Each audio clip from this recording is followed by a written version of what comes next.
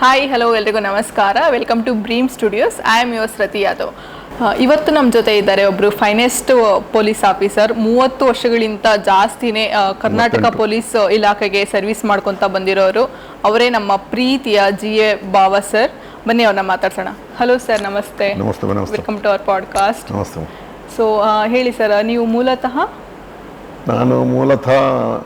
ದಕ್ಷಿಣ ಕನ್ನಡ ಜಿಲ್ಲೆಯವನು. ದಕ್ಷಿಣ ಜಿಲ್ಲೆಯ ಒಂದು remote village ಗ್ರಾಮ, ಅಮುಂಜೆ ಗ್ರಾಮ ಅಂತ ಹೇಳ್ಕೊಂಡು ಬಂಟ್ವಾಳ ತಾಲೂಕಲ್ಲಿ ಬರುತ್ತೆ. ಅದು ಬಂಟ್ವಾಳ ತಾಲೂಕು ಅಮುಂಜೆ ಗ್ರಾಮ. ಸೊ ನಿಮ್ದು ಚೈಲ್ಡ್ಹುಡ್ ಎಲ್ಲ ಅಲ್ಲೇನೆ ಸ್ಪೆಂಡ್ ಮಾಡಿದ್ದ ನೀವು? ಹೌದು. ಅದಂದ್ರೆ ನಮ್ದು ಹಳ್ಳಿ ಬಗ್ಗೆ ಹೇಳ್ಬೇಕಂತಂದ್ರೆ ಬಹಳ ಬಡ ಹಳ್ಳಿ. ನಮ್ಮ ಹಳ್ಳಿಗೆ ಮತ್ತೆ ಒಂದು ರಸ್ತೆ, ಅದು ಬಡ್ ರಸ್ತೆ ನೋಡ್ಬೇಕಾದ್ರೆ 4-5 ಕಿಲೋಮೀಟರ್ ನಾವು ನಡ್ಕೊಂಡು ಹೋಗ್ಬೇಕು. ಅಂತ ಪರಿಸ್ಥಿತಿಯ ಒಂದು ಗ್ರಾಮ ಅದು. ಎಲ್ಲ ಬಡ ಕೂಲಿ ಕಾರ್ಮಿಕ ಇಂಥವರು. ಮತ್ತೆ ನಮ್ಗೆ ನಗರ ನೋಡ್ಬೇಕಾದ್ರೆ ಬಂಟ್ವಾಳ ತಾಲೂಕಿನ BC ರೋಡ್ ಅಂತ ಇರುತ್ತಲ್ಲ, ಅಲ್ಲಿಗೆ ಬರ್ಬೇಕು. ಅಲ್ಲಿ ಬರ್ಬೇಕಾದ್ರೆ 7 ಕಿಲೋಮೀಟರ್ ನಾವು ನಡ್ಕೊಂಡು ಬರ್ಬೇಕು ಅಲ್ಲಿಗೆ. ಅಂತ ಒಂದು ಕುಗ್ರಾಮ ಅದು. ನಾವು ಅದರಲ್ಲೂ ಬಹಳ ಅತಿ ಬಡ ಕುಟುಂಬ, ಅಂದ್ರೆ ನೀವು ಎಕ್ಸ್ಪೆಕ್ಟ್ ಮಾಡಕ್ ಸಾಧ್ಯನೇ ಇಲ್ಲ.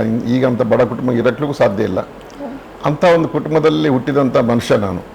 ನಮ್ಮಲ್ಲೆಲ್ಲ ಬೀಡಿ ಕಟ್ಟುವುದು ಕೆಲಸ ಅವಾಗೆಲ್ಲ. ನಮ್ಮ ಮನೆಯಲ್ಲಿ ಎಲ್ಲರೂ ಬೀಡಿ ಕಟ್ತಾ ಇದ್ರು. ಅದು ಬೀಡಿ ಕಟ್ಟೋದು, ತಗೊಂಡು ಹೋಗೋದು, ಕೊಡೋದು, ಅದ್ರ ಸಂಬಳ ತಗೊಂಡು ಬೇಕಾದ ದಿನಕ್ಕೆ ಬೇಕಾದಂತ ಬೀಡಿ ಅಂದ್ರೆ ಬೀಡಿ ರೋಲಿಂಗ್, ಬೀಡಿ ಸೇರ್ತ ಸಿಗರೇಟ್ ಬೀಡಿ ಅಂತದೆಲ್ಲ, ಬೀಡಿ ಸೇದ್ ಅದು ಹೌದು. ಹಾಗೆ ಅಂತ ಒಂದು ಕೆಲಸ ನಮ್ಮಲ್ಲಿ ಮನೆಯಲ್ಲಿ ನಮ್ಮ ತಾಯಿ ಆಗ್ಬೋದು, ಬಾಕಿ ಮನೆ ಹುಟ್ಟಿದವರು ಇರ್ಬೋದು, ನಮ್ಮ ಅದು ಆಜುಬಾಜು ಎಲ್ಲರೂ ಅದನ್ನೇ ಹೆಚ್ಚಿನಾಗಿ ಮಾಡ್ತಾ ಇದ್ರು. ಕೆಲವು ಗುತ್ತಿನವರು ಅಂತ ಇರುತ್ತೆ, ಅವ್ರ ಹತ್ರ ಲ್ಯಾಂಡು, ಅವ್ರ ಹತ್ರ ವ್ಯವಸಾಯ ಎಲ್ಲ ಇರುವಂತ ಒಂದು ಗ್ರಾಮ. ಗ್ರಾಮದಲ್ಲಿ ನಾವು ಇದ್ದವರು.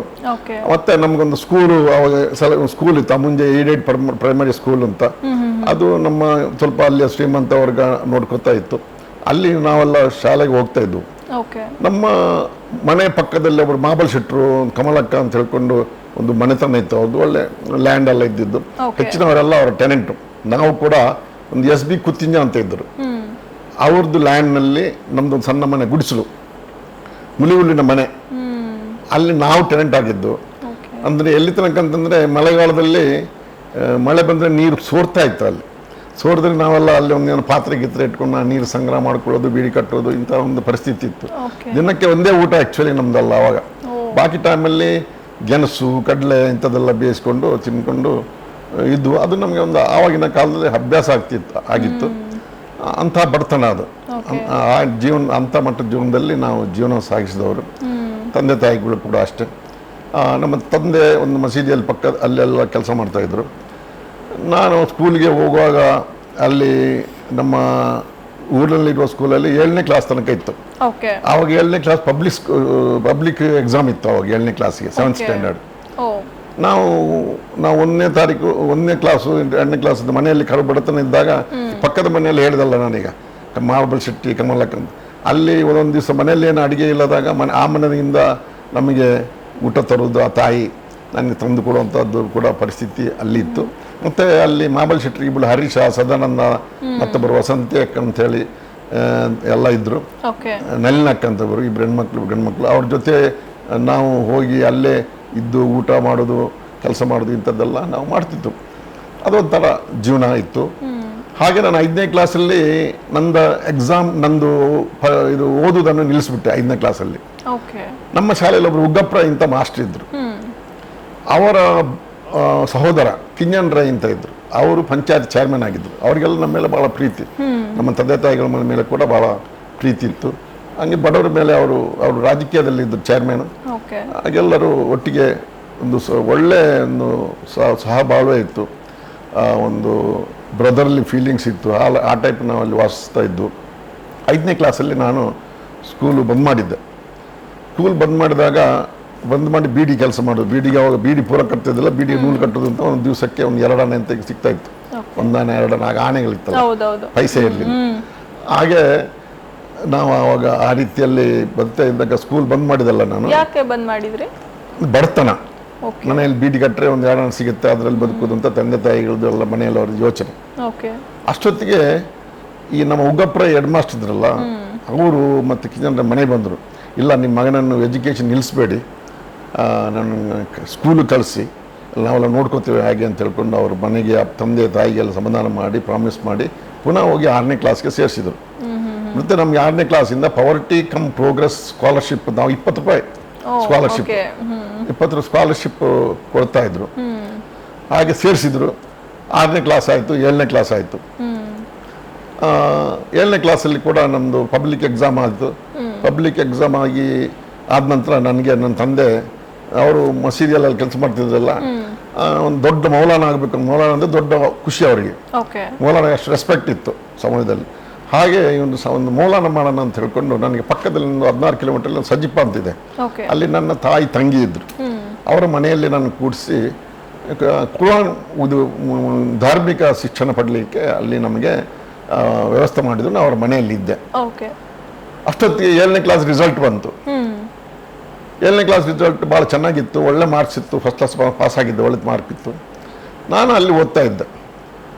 ಆ ಸಂದರ್ಭದಲ್ಲಿ ಲೀಲಾವತಿ ರೈ ಅಂತ ಒಬ್ಬರು MLA ಇದ್ದರು. ಅವರು ಅಲ್ಲಿ ಒಂದು ಬೆಂಜನ ಪದ ಅಂತ ಒಂದು ನಮ್ಮ ಮನೆಯಿಂದ, ನಮ್ಮ ಹುಟ್ಟು ಮನೆಯಿಂದ ಒಂದು 3-4 ಕಿಲೋಮೀಟ್ರ್ ಒಂದು ಗುಡ್ಡಕ್ಕೆ ಹತ್ಕೊಂಡು ಹೋಗಿ ಅಲ್ಲಿ ಇರಬೇಕದು. ಒಮ್ಮೆ ಇದರ ಬೆಂಜನ ಪದ ಅಂತಿದೆ. ಅಲ್ಲಿ ಹೈಸ್ಕೂಲಿಗೆ ಓಪನ್ ಆಯಿತು. ಓಪನ್ ಆದ first batch 8th standard 8th 9th 10th high school ಇತ್ತು. ಹಾಗೆ 8th ಸ್ಟ್ಯಾಂಡರ್ಡ್ ಸೇರಿಸ್ಬೇಕು ಅಂತೇಳಿ ಈ ಹೆಡ್ ಮಾಸ್ಟರ್ಗಳೆಲ್ಲ ಇವರೆಲ್ಲ ಮೂರನೇವರೆಲ್ಲ ಪ್ಲ್ಯಾನ್ ಮಾಡಿ ನನ್ನನ್ನು ಪುನಃ ಅಲ್ಲಿಗೆ ಬಂದರು. ಎಲ್ಲಿ ನಮ್ಮ ಸಜಿಪ ಓದುವಲ್ಲಿಗೆ ನಾವು ಧಾರ್ಮಿಕ ಶಿಕ್ಷಣ ಪಡಿತಾ ಇದ್ವಲ್ಲ ಅಲ್ಲಿ ದೊಡ್ಡ ಉಸ್ತಾದ್ ನಮಗೊಬ್ಬರು ತಿರುವತ್ತೂರು ಉಸ್ತಾದ್ ಅಂತ ಭಾರಿ ಫೇಮಸ್ ಉಸ್ತಾದ್ ಇದ್ದರು. ಅವರು ಅನ್ಯ ಧರ್ಮದಿಂದ ಬಂದು ಭಾಳ ಫೇಮಸ್ ಆಗಿದ್ದರು. ಒಳ್ಳೆ ಧಾರ್ಮಿಕ ಮನುಷ್ಯ, ಒಳ್ಳೆ ಮನುಷ್ಯ. ಅವರು ನಮಗೆ ಓದಿಸ್ತಾ ಇದ್ದರು. ಇವರೆಲ್ಲ ಬಂದು ನಮ್ಮ ತಂದೆ ತಾಯಿನೆಲ್ಲ ಮನೆ ಇಲ್ಲೂ ಸಮಾಧಾನ ಮಾಡಿ ತಂದೆಯನ್ನು ಕರ್ಕೊಂಡು ಬಂದು ಅಲ್ಲಿ ಬಂದು ಹೇಳಿದ್ರು, ಇಲ್ಲ ಇವನಿಗೆ ಓದಿಸ್ಬೇಕು, ಮುಂದೆ 7ನೇ ಕ್ಲಾಸಲ್ಲಿ ಒಳ್ಳೆ ಮಾರ್ಕ್ ಸಿಕ್ಕಿದೆ, ನಮ್ಮ ಬೆಂಜನ ಪದದಲ್ಲಿ ಹೈಸ್ಕೂಲ್ ಓಪನ್ ಆಗ್ತಾ ಇದೆ, ಅಲ್ಲಿಗೆ ಸೇರಿಸಿ ಅಂತ ಹೇಳ್ಕೊಂಡು ನಮ್ಮ ಮೌಲಾನನಿಗೆ ಸಮಾಧಾನ ಮಾಡಿಸಿದ್ರು, ಎಲ್ಲ ಹೇಳಿದರು. ಅವರೆಲ್ಲ ಕೇಳಿದ ನಂತರ ಅವರಿಗೂ ಸ್ವಲ್ಪ ಸಂತೋಷ, ಖುಷಿಯಾಗಿ ಒಪ್ಕೊಂಡ್ರು, ಆಯಿತು ಅಂತ. ಇಲ್ಲ ಆವಾಗ ಈ ಮೌಲಾನ ಆಗುವ ಮುಂದಿನ ಎಜುಕೇಷನ್ ಎಲ್ಲ ಬಂದಾಗಿ ಆಯಿತು ನೀನು ಹೈಸ್ಕೂಲಿಗೆ ಹೋಗು ಅಂಥೇಳಿ ಒಂದು ಒಳ್ಳೆ ಪ್ರೇಯರ್ ಮಾಡಿ ಎಲ್ಲರಿಗೆ, ಇವ್ರನ್ನ ಮಾಸ್ಟರ್ ಎಲ್ಲ ಇದ್ದರು, ಪ್ರೇಯರ್ ಮಾಡಿ ಕರ್ಕೊಂಡು ಹೋಗಿ ಅಂತೇಳಿ. ಇಂಟ್ರೆಸ್ಟ್ ಇತ್ತಾ? ಮತ್ತೆ ನನಗೆ ಓದಲಿಕ್ಕೆ ಇಂಟ್ರೆಸ್ಟ್ ಇತ್ತು. ತಂದೆಗೆ ಇರಲಿಲ್ಲ. ತಾಯಿಗೆ ಇವರೆಲ್ಲ ಹೋಗಿ ಒತ್ತಾಯ ಮಾಡೋದು ನೋಡಿ, ಯಾಕೆ ಇವರಿಷ್ಟೆಲ್ಲ ಹೇಳ್ತಾರೆ, ಇವನಿಗೆ ಸ್ಕೂಲ್ಗೆ ಕಳಿಸಿ ಎಜುಕೇಷನ್ ಮಾಡಲಿ ಅಂತೇಳಿ ತಾಯಿ ಇದು ಮಾಡ್ತಾ ಇದ್ರು ಅವ್ರ ಮಾತಿಗೆ. ಅವರು ಅಲ್ಲಿ ಇಲ್ಲಿಟ್ರೇಟ್ ತಾಯಿ. ಹಾಗೆ ನನಗೆ ಅಲ್ಲಿಂದ ನಾವು ಹೈಸ್ಕೂಲಿಗೆ ನನಗೆ ಸೇರಿಸ್ಕೊಂಡ್ರು, ಫಸ್ಟ್ ಬ್ಯಾಚ್ ನಾವು ಆ ಹೈಸ್ಕೂಲಿಗೆ. ಅದು ಆವಾಗ ಹೈಸ್ಕೂಲ್ ಬಿಲ್ಡಿಂಗ್ ಇರಲಿಲ್ಲ. ಅಲ್ಲಿ ತೆಂಕಬೆಲ್ಲೂರಲ್ಲಿ ಒಂದು ಚರ್ಚ್ ಇತ್ತು ನಮ್ಮ ಮನೆಯಿಂದ, ಅದು ಸ್ವಲ್ಪ ಒಂದು 3-4 ಕಿಲೋಮೀಟ್ರು ದೂರ. ಅಲ್ಲಿ ಚರ್ಚಿನ ಇದರಲ್ಲಿ ವರಾಂಡದಲ್ಲಿ ಶಾಲೆ ಶುರು ಆಯಿತು. ಅಲ್ಲಿ ಫಾದರ್ ಇದ್ದರು. ಆ ಫಾದರ್ ಕೂಡ ನಮಗೆಲ್ಲ ಹೆಲ್ಪ್ ಮಾಡ್ತಾಯಿದ್ರು. ಹಾಗೆ ಸ್ಕೂಲು 8th ಸ್ಟ್ಯಾಂಡರ್ಡಲ್ಲಿ ಶುರು ಆಯಿತು. ಆವಾಗ ಗೋಪಾಲಕೃಷ್ಣ ಶೆಣೈ ಅಂತ ನಮಗೆ ಒಬ್ಬರು ಹೆಡ್ ಮಾಸ್ಟರ್ ಇದ್ದರು. ಅವರು ಅಲ್ಲಿ ನಮಗೆ 120 ರೂಪಾಯಿ ಸ್ಕಾಲರ್ಶಿಪ್ ಕೊಡಿಸಿದ್ರು. ಅಲ್ಲಿ ಸ್ಕಾಲರ್ಶಿಪ್ ಕೊಡಿಸಿದ್ರು. ಓದಿದ್ದು ನಮ್ಗೆ ಒಳ್ಳೊಳ್ಳೆ ಟೀಚರ್ಸ್ ಇದ್ದರು, ಬ್ರೈಗಳಂತಿದ್ರು, ಭಗವಂದಾಸ್ ಅಂತಿದ್ರು, ಭಾಳ ಒಳ್ಳೆ ಟೀಚರ್ಸ್ ಇದ್ದರು. ನಮ್ಮನ್ನು ಭಾಳ ಪ್ರೀತಿಯಿಂದ ನೋಡ್ತಾ ಇದ್ರು. ಒಳ್ಳೆ ಕೋಚಿಂಗ್ ಆಗ್ತಾಯಿತ್ತು. ಹಾಗೆ ಅಲ್ಲಿ ಬೆಂಜನ್ ಇದರಲ್ಲಿ ಇದ್ದಾಗ, ಚರ್ಚಿ ವರಾಂಡದಲ್ಲಿದ್ದಾಗ ಈ ಫಾದರ್ ಕೂಡ ಬಂದು ಆಗಾಗೆ ಒಂಥರ ಮಾರಲ್ ಟೈಪ್ ಕ್ಲಾಸ್ ತಗೊಳ್ಳೋದು ಇದನ್ನೆಲ್ಲ ಮಾಡ್ತಾಯಿದ್ರು. ಒಳ್ಳೆ ಕ್ಲಾಸ್ಮೇಟ್ಸ್, ನಾವೊಂದು 20-30 ಜನ ಇದ್ದು ಒಳ್ಳೆ ಕ್ಲಾಸ್ಮೇಟ್ಸ್ ಇದ್ದರು. ಒಟ್ಟಿಗೆ ಚೆನ್ನಾಗಿ ಅಲ್ಲಿ ಓದ್ತಾ ಇದ್ದು. ಹಾಗೆ ಒಂದು ಫಸ್ಟ್ 8th ಸ್ಟ್ಯಾಂಡರ್ಡ್ ಮುಗೀತು, ಸ್ಕಾಲರ್ಶಿಪ್ ತೊಗೊಂಡು ಓದಿದ್ದು. ಇದರ ನಡುವೆನೂ ಕೂಡ ನಾನು ಏನು ಮಾಡ್ತಿದ್ದೆ ಅಂತಂದರೆ, ರಾತ್ರಿ ಟೈಮ್ ಬಂದು ಬೀಡಿ ಕಟ್ಟೋದು ಮಾಡ್ತಾ ಇದ್ದೆ. 7ನೇ ಕ್ಲಾಸ್ 8ನೇ ಕ್ಲಾಸ್ ಹೋಗ್ತಾ ಬೀಡಿ ಕಟ್ಟಿದ್ದು 2 ಸಿಕ್ತಿತ್ತಲ್ಲ, ಮಧ್ಯಾಹ್ನ ನಾನು ಊಟ ಏನು ತೊಗೊಂಡು ಹೋಗ್ತಿದ್ದಲ್ಲ, ಊಟಕ್ಕೆ ಬರ್ತಿರ್ಲಿಲ್ಲ. ಆವಾಗ ಅಲ್ಲಿ ಸೋಜಿ ಅಂತ ಸಜ್ಜಿಗೆ ಒಂದು ಕಷಾಯ ಟೈಪ್, ಒಂದು ಪಾಯಸ ಟೈಪ್ ಮಾಡ್ತಾಯಿದ್ರು. ಅದು ಒಂದು 2 ಅದಕ್ಕೆ ನಾನು ಅದನ್ನು ಮಧ್ಯಾಹ್ನ ಕುಡ್ಕೊಂಡು ಮಧ್ಯಾಹ್ನ ನಂತರ ಅಲ್ಲೇ ಕಂಟಿನ್ಯೂ ಮಾಡಿ ಬೆಳಿಗ್ಗೆ ಹೋದರೆ ಸಾಯಂಕಾಲ ಸ್ಕೂಲು ಮುಗಿಸ್ಕೊಂಡು ಮನೆಗೆ ಬರ್ತಿದ್ದೆ. ಹಾಗೆ 8th ಸ್ಟ್ಯಾಂಡರ್ಡ್ ಮುಗೀತು. ನಂತರ ಹೊಸ ಬಿಲ್ಡಿಂಗ್ ಬೆಂಜನ್ ಪದವೆಲ್ಲ ಆಯಿತು. ನಮ್ಮ ಕ್ಲಾಸ್ ಎಲ್ಲ ಅಲ್ಲಿ ಶಿಫ್ಟ್ ಆಯಿತು. ಅದೇ ಗೋಪಾಲಕೃಷ್ಣ ಶೆಣೈ ನಮಗೆ ಕಂಪ್ಲೀಟ್ 8th 9th 10th ಅವರೇ ಇದ್ದರು. ಅವರೇ ನಮಗೆ ಸ್ಕಾಲರ್ಶಿಪ್ ಕೊಡಿಸೋದೆಲ್ಲ ಮಾಡೋದು, ಓದಿಸೋದೆಲ್ಲ ಆಯಿತು. ಅಲ್ಲಿ ಕೂಡ public exam SSLC 10th standard ಆಯಿತು. ಪಬ್ಲಿಕ್ ಎಕ್ಸಾಮ್ SSLC ಎಕ್ಸಾಮ್ ಕೂತು ನಾನು ಮತ್ತೆ ವಾಪಸ್ ಬಂದು ಮನೆಯಲ್ಲಿ ಕೂತ್ಕೊಂಡು ಪುನಃ ಬೀಡಿ ಕಟ್ಟುವುದೆಲ್ಲ ಮಾಡ್ತಾಯಿದ್ದೆ ರಾತ್ರಿ ಆಗಲು. ಒಳ್ಳೆ ಬೀಡಿ ಸಾಧಾರಣ ಒಂದು ಆವಾಗ 1,000 ಬೀಡಿ ಕಟ್ಟಿದ್ರೆ ಒಂದೂವರೆ ರೂಪಾಯಿನ ಸಿಗೋದು. ಈಗ 150-250 ರೂಪಾಯಿಗೆ ಸಿಗ್ತಿರ್ಬೇಕು ಈಗ ಹಾಗೆ ಬೀಡಿ ಕಟ್ತಾ ಇದ್ದೆ. ಈ ಎಕ್ಸಾಮ್ ಟೈಮಲ್ಲಿ ಬೀಡಿ ತೊಗೊಂಡು ಹೋಗ್ಬೇಕು, ಅಲ್ಲಿಂದ ಬೀಡಿ ಕಟ್ಟಿ ಒಂದು ಕಡೆಗೆ ಬ್ರಾಂಚ್ಗೆ ತೊಗೊಂಡು ಹೋಗ್ಬೇಕಲ್ಲ. ತೊಗೊಂಡು ಹೋಗುವಾಗ ಪುಸ್ತಕವನ್ನು ನಾನು ಅದೇ ಪುಸ್ತಕ ಇದರಲ್ಲಿ ಬೀಡಿ ಇದ್ರ ಮೇಲೆ ಇಟ್ಕೊಂಡು ಓದ್ಕೊಂಡು ಹೋಗ್ತಾ ಇದ್ದೆ. ಎಕ್ಸಾಮ್ಗಳು ಇದ್ದಾಗ ಓದ್ಕೊಂಡು ಎಕ್ಸಾಮ್ ಎಲ್ಲ ಇದೆಲ್ಲ ಆ ಟೈಪ್ ನಮ್ಮದು ಎಜುಕೇಷನ್ ಆಯಿತು. ನಮ್ಮ ಅಕ್ಕಪಕ್ಕ ನೆರೆಯವರು ಕೂಡ ನಮ್ಮ ಮೇಲೆ ಭಾಳ ಪ್ರೀತಿಯಿಂದ ನೋಡ್ತಾ ಇದ್ದರು. ನಮ್ಮ ಕ್ಲಾಸ್ಮೇಟ್ಸ್ ಎಲ್ಲ ನಾನು ಸ್ವಲ್ಪ ಎಕ್ಸಾಮ್ ಮ್ಯಾಥಮೆಟಿಕ್ಸಲ್ಲಿ ಭಾರಿ ಚೆನ್ನಾಗಿದ್ದೆ, ಮನೆಗೆಲ್ಲ ಬರ್ತಾಯಿದ್ರು. ನಾನೇ ಅವ್ರಿಗೆ ಒಟ್ಟಿಗೆ ಜೊತೆಯಲ್ಲಿ ಕೂತ್ಕೊಂಡು ಕೋಚಿಂಗ್ ಕೊಡೋದು, ಎಕ್ಸಾಮ್ ಅವರಿಗೆಲ್ಲ ಸರಿ ಪ್ರಿಪರೇಷನ್ ಮಾಡೋದು ಎಲ್ಲ ಮಾಡ್ತಾಯಿದ್ದೆ. ಹಾಗೆ SSLC ಎಕ್ಸಾಮ್ ಆಯಿತು, ಬಿಟ್ಟು ಕಟ್ತಾ ಇದ್ದೆ ಅಂತ ಹೇಳಿದೆಲ್ಲ. ಹಾಗೆ SSLC ರಿಸಲ್ಟು ಬಂತು. ಥರ ನಾನು ಫಸ್ಟ್ ಕ್ಲಾಸ್ ಪಾಸ್ ಆಗಿದ್ದೆ. ಅಲ್ಲಿ ಆವಾಗ 60% ಜಾಸ್ತಿ ತೊಗೊಳ್ಳೋದು ಅಂದರೆ ದೊಡ್ಡ ವಿಷಯ. ಈಗೆಲ್ಲ 98, 100 ಈಗ ತಗೋತಾರೆ. ಆಗ ಹಂಗಿರಲಿಲ್ಲ. ಹಾಗೆ 60% ತೊಗೊಳ್ಳೋದು, ಫಸ್ಟ್ ಕ್ಲಾಸ್ ಪಾಸ್ ಆಗೋದು ಅಂದರೆ ದೊಡ್ಡ ವಿಷಯ ಆಯಿತಾ. ಹಾಗಿರೋ ಅಲ್ಲಿ ಒಬ್ಬರು KN ಮಾಬಲ್ ಶೆಟ್ಟರು ಅಂತ TDB taluk development board member ಆಗಿದ್ದರು. ಹೈಸ್ಕೂಲ್ ಪಾಸ್ ಆಗಿ ಹೈಸ್ಕೂಲ್ PUC ಸ್ಟಾರ್ಟ್ ಆಗಿ 1 ತಿಂಗಳಾಗಿತ್ತು. ಅವರಲ್ಲಿಗೆ ಬಂದು ವಿಸಿಟ್ ಮಾಡಿದರು. ವಿಸಿಟ್ ಮಾಡಿ ಫಸ್ಟ್ ಬ್ಯಾಚ್ ರಿಸಲ್ಟ್ ಹೇಗಿದೆ ಅಂತ ನೋಡೋಣ ಅಂತೇಳಿ ನೋಡಿದ್ರೆ ಒಂದು ಮಾರ್ಕ್ಸ್ ಇತ್ತು, ಈ ಭಾವ ಅಂತ ಹೆಸರು ಇತ್ತು. ಇವನು ಇಷ್ಟು ಮಾರ್ಕ್ಸ್ ತೊಗೊಂಡಿದ್ದಾನೆ, ಫಸ್ಟ್ ಕ್ಲಾಸ್, ಎಲ್ಲಿಗೆ ಓದ್ತಾ ಇದ್ದಾನೆ ಅಂತ ಕೇಳಿದ್ರು. ಆವಾಗ ಉಗಪ್ರ ಇದ್ದಾರಲ್ಲ, ನನಗೆ ಮೊದಲು ಕರ್ಕೊಂಡು ಹೋಗಿ ಸ್ಕೂಲ್ಗೆಲ್ಲ ಸೇರಿಸಿರಲಿಲ್ಲ, ಅವರ ಮೀಟಿಂಗ್ನಲ್ಲಿ ಇದ್ದರು, ನಮ್ಮ ಹೈಸ್ಕೂಲಿನ ಮೀಟಿಂಗ್ನಲ್ಲಿ. ಅವರು ಹೇಳಿದ್ರು, ಇಲ್ಲ ಅವರು ಬಡವರು ಮನೆಯಲ್ಲಿ ಬೀಡಿ ಕಟ್ತಾ ಇದ್ದಾರೆ, ಅವನು ಹೈಸ್ಕೂಲ್ಗೆ ಹೋಗ್ಲಿಕ್ಕೆ ಆಗೋದಿಲ್ಲ ಅಂತ. ಅದು ನೋಡಿ ಯಾವಾಗ ಒಂದು ಬಾಂಧವ್ಯ ನೋಡಿ ಅವ್ರು ಕೂಡಲೇ ಆ ಹೆಡ್ ಮಾಸ್ಟರ್ಗೆ ಚೀಟಿ ಕೊಟ್ಟು, ಅವ್ರ ಮನೆ ಪುತ್ತೂರಲ್ಲಿ ದರ್ಬೆ ಅಂತ ಒಂದು ಊರಿದೆ, ಆ ದರ್ಬೆ ಊರಲ್ಲಿ ಮನೆ ಇತ್ತು ಅವ್ರದ್ದು. ಅವ್ನು ನಾಳೆ ಬೆಳಿಗ್ಗೆ ನನ್ನ ಮನೆಗೆ ಬರಲಿಕ್ಕೆ ಹೇಳೋ ಅಂತ ಹೇಳಿದ್ರು.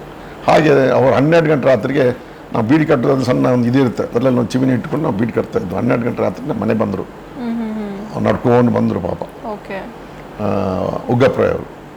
ಒಂದು ನೋಡಪ್ಪ, ನಿನ್ನದು ಎಕ್ಸಾಮು ಇದು ಒಳ್ಳೆ ರಿಸಲ್ಟ್ ಬಂದಿದೆ, ನೀನು ಮನೆಯಲ್ಲೇ ಕೂತಿದ್ದೆ, ನಿನಗೆ ನಾಳೆಯಿಂದ ಓದಿಸ್ಬೇಕು ಅಂತ ಇದ್ದಾರೆ ನಮ್ಮ KN ಮಾಬಲ್ ಶೆಟ್ಟರು, ನೀನು ಇದನ್ನು ಅವ್ರದ್ದು ಅಡ್ರೆಸ್ ಕೊಟ್ಟರು, ನೀನು ಹೋಗು ಅಂತ ಹೇಳಿದ್ರು. ಆಗ ನಾನು ನನ್ನ ಭಾವನ ಮನೆಯಲ್ಲಿದ್ದೆ, ನಮ್ಮ ಅಕ್ಕ ಭಾವ ಒಬ್ಬರಿದ್ದರು, ಅವರು ಬೀಡಿ ಇದು ಕೆಲಸ ಮಾಡ್ತಾಯಿದ್ರು, ಅವ್ರ ಮನೆಯಲ್ಲಿ ಇರ್ತಿದ್ದೆ. ಅವರಷ್ಟು ಅವರಿಗೆಲ್ಲ ಹೇಳಿದ್ರು ಕಳಿಸ್ಕೊಡಿ ಅಂತ. ಮತ್ತು ಅವರೇ ಒಂದು 5 ರೂಪಾಯಿ ದುಡ್ಡು ಕೊಟ್ಟು ನನಗೆ ನಾನು ಸರ್ಟಿಫಿಕೇಟ್ ಎಲ್ಲ ತಗೊಂಡು ಹೋಗಂತ ಹೇಳಿದರು. ಹಾಗೆ ಸರ್ಟಿಫಿಕೇಟ್ ನರ್ಸ್ಕಾರಲ್ಲಿ ತೊಗೊಂಡು ಮಾಬಲ್ ಶೆಟ್ಟರ್ ಮನೆಗೆ ಹೋದೆ.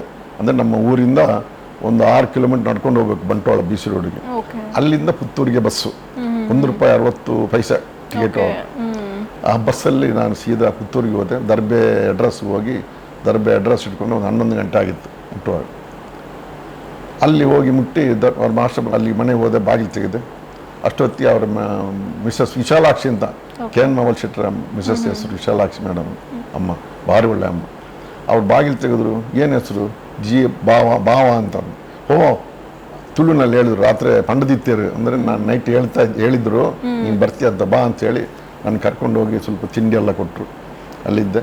ಸಾಧಾರಣ ಅವರು 12 ಗಂಟೆಗೆ ಅವರು ಮೇಲಿಂದ ಕೆಳಗಡೆ ಬಂದು, ಬಾ ನನ್ನ ಹತ್ರ ಕೇಳಿದ್ರು, ಬಂದಿದೆಯಾ ಅಂತ ಕೇಳಿ ನನ್ನ ಹತ್ರ ಕೂತ್ಕೊಂಡು ಮಾತಾಡಿ ಬಾ ಅಂತ ಹೇಳ್ಕೊಂಡು ಒಂದು 12 ಗಂಟೆ ಹೊತ್ತಿಗೆ ನನ್ನನ್ನು ಕರ್ಕೊಂಡು ಹೋದರು. ಒಬ್ಬರ ಮನೆಗೆ ಹೋದರು, ದೊಡ್ಡ ಶ್ರೀಮಂತ ಮನೆಗೆ, ನಮ್ಮವ್ರದ್ದು ಮನೆ ಆಗಿತ್ತು. ಹೋಗಿ ಅವ್ರು ನನ್ನನ್ನು ಕಾರಲ್ಲಿ ಕೂಡಿಸಿ, ಅಂಬಾಸಡರ್ ಕಾರ್ ಅದು, ಅವರೇ ಡ್ರೈವಿಂಗ್, ಕಾರಲ್ಲಿ ಕೂಡಿಸಿ ಅವ್ರ ಮನೆಗೆ ಹೋದರು. ಅವ್ರದ್ದು ಶಾಪ್, ಅವ್ರದ್ದು ದೊಡ್ಡ ಟ್ರಾನ್ಸ್ಪೋರ್ಟ್ ಆಫೀಸ್. ಹೋಗಿ ಹಿಂಗೆ ನಿಮ್ಮ ಹುಡುಗ ಇದ್ದಾನೆ, ಒಬ್ಬ ಒಳ್ಳೆ ಮಾರ್ಕ್ಸ್ ತೆಗೆದಿದ್ದಾನೆ SSLCಯಲ್ಲಿ, ಓದ್ತಾ ಇಲ್ಲ, ಓದ್ತಾ ಮನೆಯಲ್ಲೇ ಇದ್ದಾನೆ, ನೀವು ಓದಿಸ್ಬೇಕು, ನಿಮ್ಮ ಮನೆಯಲ್ಲಿಟ್ಟು ಓದಿಸಿ ಅಂತ ಹೇಳ್ಕೊಂಡು ಏನೋ ಕೇಳಿದ್ದಾರೆ. ಅದು ಹೋಗಿ ಕೇಳಿದ, ಅವನೇನೋ ಹೇಳಿರ್ಬೇಕು, ನಮ್ಮ ನಾಳೆ ಹೇಳ್ತೇನೆ ಅಂತ, ಮನೆಯಲ್ಲೆಲ್ಲ ಕೇಳ್ಕೊಂಡು ವಿಚಾರ ಮಾಡ್ಕೊಂಡು ಹೇಳ್ತೇನೆ ಅಂತ ಏನು ಹೇಳಿರ್ಬೇಕು. ಇವರು ವಾಪಸ್ಸು ನಾನು ಕಾರಲ್ಲಿದ್ದೆಲ್ಲ ಬಂದೆ, ಕಾರ್ನ ಬಾಗಿಲು ಭಾರಿ ಜೋರಾಗಿ ಹೊಡೆದು ಹಾಕಿದ್ರು, ದಬಾಯಿಸ್ಕೊಂಡು ಸಿಟ್ಟಿನಿಂದ ಹಾಕಿ ಇವನು ಮನೆಯಲ್ಲಿ ಹೆಂಡತಿ ಹತ್ರ ಕೇಳ್ಕೊಂಡು ಬರುವಾಗ ಆಗಾಕಿಲ್ಲ ಇವನು ಅಂತ ಹೇಳ್ಕೊಂಡು, ಅವ್ರಿಗೆ ನಮ್ಮ ಭಾಷೆ ಬರ್ತಾಯಿತ್ತು, ಬ್ಯಾರಿ ಭಾಷೆ ಬರ್ತಾಯಿತ್ತು. ಇವನು ಆವಲ್ಲ ಅಂತ ಹೇಳಿ ನನ್ನನ್ನು ಪುನಃ ಕಾರಲ್ಲಿ ಕೂಡಿಸ್ಕೊಂಡು ಸಿಟ್ಟಿನಿಂದ ಕರ್ಕೊಂಡು ಹೋದ್ರು. ಅಲ್ಲಿ ಕೊಂಬೆಟ್ಟು ಅಂತ ಇದೆ, ಕೊಂಬೆಟ್ಟು ಅಂತ ಊರಿದೆ, ಓಕೆ. ಅದು ಪುತ್ತೂರು ಎಂಟ್ರೆನ್ಸಲ್ಲಿದೆ. ಅಲ್ಲಿ ಒಬ್ಬರು ಜೀವಂದ್ರಾರಿಗರು ಅಂತ ಜೈನರು ಇದ್ದರು. ಅವರು ನಿಡ್ಪಲ್ಲಿ ಗ್ರಾಮ, ನಿಡ್ಪಲ್ಲಿ ಹಳ್ಳಿಯವರು. ಓಕೆ. ಅವರಿಗೆ ಈ ಕಂಬಳ ಓಡಿಸೋದು, ದೊಡ್ಡ ಊರೇ ಅವ್ರದ್ದು, ಊರು ಅವರಿಗೆ ಲ್ಯಾಂಡು. ಕಂಬಳ ಓಡಿಸೋದು ಇದೆಲ್ಲ ಕೋಣ ಎಲ್ಲ ಇತ್ತು. ಅವರು ಮನೆಗೆ ಅವರು ಅಲ್ಲಿ ಕೊಂಬೆಟ್ಟಿನಲ್ಲಿ ಸುಮ್ಮನೆ ಒಂದು ಬಿಡಾರ ಅಂತಂದರೆ ಒಂದು ಗೆಸ್ಟ್ ಹೌಸ್ ಟೈಪ್ ಮಾಡಿದ್ರು. ಅವರು ಬಂದು ಅವ್ರ ಮನೆಗೆ ಹೋಗಿ, ಜನರ ಮನೆಯಲ್ಲಿ ಹೋಗಿ ಜೀವಂದ್ರಾರಿಗರು ಅವ್ರ ಹತ್ರ ಕೆ ಎನ್ ಮಾಬಲ್ ಶೆಟ್ಟರು ಕೂತು ಅವ್ರವ್ರ ವಾರ ಫ್ರೆಂಡ್ಸು ಹಿಂಗೆ ವಿಷಯ ಹೇಳಿದ್ರು. ಹಿಂಗೆ ಹುಡುಗ ಒಳ್ಳೆ ಮಾರ್ಕ್ಸ್ ತೆಗೆದಿದ್ದಾನೆ, ಇವನು ಓದಿಸ್ಬೇಕು, ನೀವು ಓದಿಸೋಕ್ಕೆ ಅವನಲ್ಲಿ ಮಾಡಬೇಕು ಅಂತ ಇದೇನೆ ಅಂತ ಬಂದು ಅವ್ರು ಅಷ್ಟು ಹೇಳಿದ್ದೆ ಅವರು ಅಂದರು, ನನ್ನ ಮನೇಲಿ ಬಿಟ್ಟು ಹೋಗ್ಬಿಡೀನಿ, ನಾನು ಓದಿಸಿ ನನ್ನ ಮನೇಲಿ ಇರಲಿ ಅಂತ ಜೀವಂದ್ರಾರಿಗರು ಹೇಳಿ. ಹಾಗೆ ನಾನು ಅವ್ರ ಮನೆಯಲ್ಲಿ ಅವತ್ತು ಇದ್ದೆ. ಅದು ಗುರುವಾರ ಆಗಿತ್ತು. ಮರುದಿವಸ ಬಿಟ್ಟು ಹೋದ್ರು ಅವರು. ಮರುದಿವಸ ಬೆಳಿಗ್ಗೆ ನನಗೆ ಪುನಃ ಮಾಬಲ್ ಶೆಟ್ಟರು ಅವ್ರ ಮನೆಗೆ ಬಂದರು. ಬಂದು ಅಲ್ಲಿಂದ ಕರ್ಕೊಂಡು ಅಲ್ಲಿ ಪಕ್ಕದಲ್ಲಿ ಒಂದು ಜೂನಿಯರ್ ಕಾಲೇಜ್ ಇತ್ತು, PUC, ಅಲ್ಲಿಗೆ ಕರ್ಕೊಂಡು ಹೋದರು. ಕರ್ಕೊಂಡೋಗಿ ಅಲ್ಲಿ ಅನ್ನಪ್ಪ ಅಂತ ಪ್ರಿನ್ಸಿಪಾಲ್, ಜೂನಿಯರ್ ಕಾಲೇಜ್ ಪ್ರಿನ್ಸಿಪಾಲ್, ಅವ್ರ ಹತ್ರ ಹೋಗಿ ಮಾತಾಡಿ ಇವನು ಹಿಂಗೆ SLC ಪಾಸ್ ಎಲ್ಲ ವಿಷಯ ಹೇಳಿದರು. SLC ಮಾರ್ಕ್ಸ್ ತೋರಿಸಿದ್ರು. ನನಗೆ ಏನು ಸಬ್ಜೆಕ್ಟ್ ತೊಗೋಬೇಕು, ಏನು ಓದಿಸ್ಬೇಕು ನನಗೆ ನಾವು ತಲೆಯಲ್ಲಿ ಗೊತ್ತಿರಲಿಲ್ಲ ಅಷ್ಟು. ಅವರು ಏನೋ ಬಂದು ಆಯ್ತು ಬರಲಿ ಸೇರಲಿ ಅಂತ ಹೇಳಿ PUC ಶುರುವಾಗಿ 1 ತಿಂಗಳ ನಂತರ ನನಗೆ PCMB ಸಬ್ಜೆಕ್ಟ್ ಸೇರಿಸ್ಬಿಟ್ರು. ಹಾಗೆ ಅಲ್ಲಿ ಫಸ್ಟ್ PUC ಅಡ್ಮಿಷನ್ ಆಯಿತು. ಫಸ್ಟ್ PUC ಅಡ್ಮಿಷನ್ ಆಯಿತು. ವಾಪಸ್ ನನ್ನ ಮನೆಯಿಂದ ಕೊಂಬೆಟ್ಟು ನಮ್ಮ ಜೀವಂದ್ರಾರಿಗರ ಮನೆಯಿಂದ ಅಲ್ಲಿ ನಡ್ಕೊಂಡು ಹೋಗ್ಬೋದು, ಅಷ್ಟು ದೂರದಲ್ಲಿತ್ತು. ಅಲ್ಲಿ ಅವರು ಭಾರಿ ಪ್ರೀತಿಯಿಂದ ನೋಡ್ತಾ ಇದ್ದರು. ನನಗೆ ಯಾವಾಗ ಊರಿಗೆ ಬರಬೇಕಾದ್ರೆ ಅವರೇ ದುಡ್ಡು ಕೊಟ್ಟು ನಮ್ಮ ಊರಿಗೆ, ನಮ್ಮ ಹುಟ್ಟೂರಿಗೆ ಕಳಿಸ್ಕೊಡ್ತಾಯಿದ್ರು. ಹಾಗೆ ನಾನಲ್ಲಿ ಫಸ್ಟ್ PUC, ಸೆಕೆಂಡ್ PUC ಮುಗಿಸಿದೆ. ಭಾಳ ಖುಷಿ. ಊರಿಗೆಲ್ಲ ಹೋಗಿ ಬರ್ತಾ ಇದ್ದೆ, ತಂದೆ ತಾಯಿ ಭೇಟಿ ಆಗ್ತಾ ಇದ್ದೆ. ಮತ್ತು ಇವರೇ ನನಗೆ ಎಂಕರೇಜ್ ಮಾಡ್ತಾಯಿದ್ರು ಊರಿಗೆ ಹೋಗಿ ಬರೋಕ್ಕೆ, ತಂದೆ ತಾಯಿ ನೋಡ್ಕೊಂಡು ಬರೋಕ್ಕೆ ಎಲ್ಲ ಮಾಡ್ತಾಯಿದ್ರು. PUC ಎಕ್ಸಾಮ್ ಆಯಿತು. PUC ಎಕ್ಸಾಮ್ ಆಗಿ PUC ರಿಸಲ್ಟ್ ಬಂತು. ಅದು ಒಳ್ಳೆ ಮಾರ್ಕ್ಸ್ ತಗೊಂಡು ಫಸ್ಟ್ ಕ್ಲಾಸ್ ಪಾಸ್ ಆದ. ಆವಾಗ ಜೀವಂದ್ರಾರಿಗರು ಅಲ್ಲಿ ಹತ್ತಿರ ಕಾಲೇಜ್ ಇಲ್ಲ. ನಾನೇ ಅವ್ರೇನು ಮಾಡಿದ್ರು, ನಮ್ಮ ಬಿಡಾರ್ನೇ ಶಿಫ್ಟ್ ಮಾಡೋಣ, ಸೈಂಟ್ ಫಿಲಮ್ನಸ್ ಕಾಲೇಜ್ ಇತ್ತು, ಅಲ್ಲಿ ಹೋಗಿ ಸೇರಿಸೋಣ ಇವನಿಗೆ ಅಂಥೇಳಿ ನನಗೆ ಜೀವಂದ್ರಾರಿಗರು ಅಂದರೆ ನಾನು ಫಸ್ಟ್ PUC ಓದುವಲ್ಲ, ಆವಾಗ ನನಗೆ ಪುಸ್ತಕ ತೊಗೊಳ್ಳಿಕ್ಕೆ, ಬೇರೆ ಫೀಸ್ ಕಟ್ಟಲಿಕ್ಕೆಲ್ಲ ಏನು ಅಂತ ನನ್ನ ಕಡೆ ಏನು ಇರಲಿಲ್ಲ, ಅವ್ರು ಮಾಡಬೇಕಲ್ಲ. ಆವತ್ತು ಒಂದು ದಿವಸ ಶುಕ್ರವಾರ ಇದೇ ಕೆ ಎನ್ ಮಾಬಲ್ ಶೆಟ್ಟರು ಒಂದು ರೋಟರಿ ಕ್ಲಬ್ಗೆ ಕರ್ಕೊಂಡು ಹೋದರು. ಅಲ್ಲಿ ಶಿವರಾಮ್ ಭಟ್ರು ಅಂತಿದ್ರು ರೋಟರಿ ಕ್ಲಬ್ಬಲ್ಲಿ, ಪುತ್ತೂರು ರೋಟರಿ ಕ್ಲಬ್. ಅಲ್ಲಿ ಹೋಗಿ ಅವ್ರೊಂದು ಭಾಷಣ ಮಾಡಿದ್ರು ನನ್ನ ಬಗ್ಗೆ. ಭಾಷಣ ಮಾಡಿ ಹಿಂಗೆ ಹುಡುಗ ಇದ್ದಾನೆ, ಅವ್ನಿಗೆ ಓದಿಸ್ಬೇಕು ನಾವೆಲ್ಲ, ಹಿಂಗೆ ಜೀವಂದ್ರಾರಿಗರು ರೂಮ್ ಎಲ್ಲ ಅವರೇ ನೋಡ್ಕೊತೀನಿ ಅಂತ ಹೇಳಿದ್ದಾರೆ. ಆವಾಗ ಪುಸ್ತಕ ಬಟ್ಟೆ ಎಲ್ಲ ನಾವು ನೋಡ್ಕೊಳ್ಳೋಣ ಅಂತ ಹೇಳ್ಕೊಂಡು ಶಿವರಾಮ್ ಭಟ್ರು ಅವರು ಭಾಷಣ ಮಾಡಿ ಅವ್ರು ಹೇಳಿದರು. ಆವತ್ತು ಎಲ್ಲರಿಗೂ ಮಸಾಲೆ ದೋಸೆ ಇತ್ತು ಅವರಿಗೆ. ನಾನು ಜೀವಮಾನದಲ್ಲಿ ನನಗೂ ಮಸಾಲೆ ದೋಸೆ ಕೊಟ್ಟರು. ಜೀವಮಾನದಲ್ಲಿ ಫಸ್ಟ್ ಟೈಮ್ ನಾನು ಆ ಮಸಾಲೆ ದೋಸೆ ತಿಂದೆ, ಫಸ್ಟ್ ಮಸಾಲೆ ದೋಸೆ ರುಚಿ ನೋಡಿದ್ದು. ಹಾಗೆ ಹೈಸ್ಕೂಲು ಇದು ಜೂನಿಯರ್ ಕಾಲೇಜ್ ನಮ್ಮದು PUC ಆಯಿತು. PUC ರಿಸಲ್ಟ್ ಬಂತು. ರಿಸಲ್ಟ್ ಬಂದ ನಂತರ ಜೀವಂದ್ರಾರಿಗೆ ಇವನು ಎಲ್ಲಿಗೆ ಒಂದು ಎಜುಕೇಷನ್ ನಿಲ್ಲಿಸಬಾರ್ದು, ಇವನು ಓದಿಸ್ಬೇಕು, ಮುಂದೆ ಅಟ್ಲೀಸ್ಟ್ ಗ್ರ್ಯಾಜುಯೇಷನ್ ಮಾಡಬೇಕು ಅಂತ ಹೇಳಿ ಅವ್ರದ್ದು ಆಸೆ. ಹಾಗೆ ನನಗೆ ಸೈಂಟ್ ಫಿಲೋಮಿನಾಸ್ಗೆ ಅಡ್ಮಿಷನ್ ಮಾಡಿ ಇವರು ಇಲ್ಲಿದ್ದ ಒಂದು ಗೆಸ್ಟ್ ಹೌಸನ್ನು ದರ್ಬೆಗೆ ಶಿಫ್ಟ್, ಅದು ಅಲ್ಲೇ ದರ್ಬೆಗೆ ಹತ್ತಿರ, ಅದು ಸೈಂಟ್ ಫಿಲೋಮಿನಾಸ್ ಕಾಲೇಜಿಗೆ ಹತ್ತಿರ, ಅಲ್ಲೇ ಮನೆ ಮಾಡಿದರು ನನಗೋಸ್ಕರ. ನನ್ನ ಜೊತೆಯಲ್ಲಿ ಇನ್ನೂ ಒಂದಿಬ್ಬರು ತ್ಯಾಗರಾಜ್ ಅಂತ ಒಬ್ಬರು ಇದ್ದರು, ಇನ್ನೊಬ್ಬರು ಭಟ್ರು ಒಬ್ರು ಯಾರು ಇದ್ದರು, ಅವ್ರು CA ಮಾಡ್ತಿದ್ರು. ಒಂದು 2-3 ಹುಡುಗರು ಅವ್ರಿಗೆ ಓದಿಸೋದು ಮಕ್ಕಳೆಲ್ಲ ಇದ್ದರು. 3 ಮಕ್ಕಳಲ್ಲಿ ನಾನೊಬ್ಬ. ಅವ್ರ ಮನೆಯಲ್ಲಿ ಓದೋದು, ನಮ್ಗೆ ರೂಮು ಚೆನ್ನಾಗಿತ್ತು. ಒಳ್ಳೆ ಸಾಯಂಕಾಲ ಮೊದಲು ಊಟ ಮಾಡ್ತಾಯಿದ್ವು ಅವಾಗ, ಅಂದರೆ ಸೂರ್ಯಾಸ್ತಕ್ಕೆ ಮೊದಲು. ಜೈನ್ಸ್ ಅಲ್ಲ, ಬರೀ ಕಟ್ಟ ಅದು ಊಟ ಮಾಡಿ ರಾತ್ರಿ ರಾತ್ರಿ ಮಾಡಿದ್ರೆ ಫಲಾರ ಇಲ್ಲಾರ ಹೀಗೆ ಆ ಟೈಪ್ ಇತ್ತು. ವೆಜಿಟೇರಿಯನ್ ಊಟ ಚೆನ್ನಾಗಿತ್ತು ಅಲ್ಲಿ. ನಂತರ ಈ ಮದುವೆ ಜೀವಂದ್ರಾರಿಗೆ ಮದುವೆ ಆಯಿತು ಮೂಡುಬಿದ್ರೆಯಿಂದ. ನಾಗರಾಜ್ ಶೆಟ್ಟರದ ಮಗಳು ಅವ್ರದ್ದು ವಸಂತಕ್ಕ ಅಂಥೇಳಿ, ಅವರು ಭಾರಿ ಒಳ್ಳೆ ಅಮ್ಮ. ಅವ್ರಿಗೂ ನನ್ನನ್ನು ಬಾವು ಅಂತಲೇ ಕರಿತಾಯಿದ್ರು. ಭಾರಿ ಖುಷಿ. ಊಟ ಹಾಕಿ ಕುಮಾರಣ್ಣ ಅಂತ ಒಬ್ಬರು ಅಡುಗೆಯವರಿದ್ದರು, ಅವರು ಅಷ್ಟೇ ಒಳ್ಳೆ ಅಡುಗೆ ಮಾಡಿ ಎಲ್ಲ ಹಾಕೋರು. ಹೀಗೆ ಚೆನ್ನಾಗಿ ಜೀವನ ಅಲ್ಲಿ. ಗ್ರ್ಯಾಜುಯೇಷನ್ ಕೂಡ ಆಯಿತು. ಆವಾಗ ಫಾದರ್ ಸರಾವ್ ಅಂತ ಪ್ರಿನ್ಸಿಪಾಲ್ ಇದ್ದರು. ಫಾದರ್ ಸರಾವ್ ಅವರು ನನಗೆ ಆವಾಗ 600 ರೂಪಾಯಿ ಸ್ಕಾಲರ್ಶಿಪ್ ಕೊಡಿಸಿದ್ರು. ಆವಾಗ 20 120 ಅಲ್ಲ 600 ರೂಪಾಯಿ. ಇಲ್ಲಿ PUC ಯಲ್ಲಿ ಕೂಡ 120 ರೂಪಾಯಿ ಬರ್ತಾ ಇತ್ತು. ಅಲ್ಲಿ 600 ರೂಪಾಯಿ ಸ್ಕಾಲರ್ಶಿಪ್ ಬಂತು. ಹಾಗೆ ಅದನ್ನು ಅಲ್ಲಿನೂ ಏನು ತೊಂದರೆ ಇರಲಿಲ್ಲ. ಜೀವನದಾರಿಗೆ ಚೆನ್ನಾಗಿ ನೋಡ್ಕೊತಾ ಇದ್ರು. ಗ್ರ್ಯಾಜುಯೇಷನ್ ಆಯಿತು.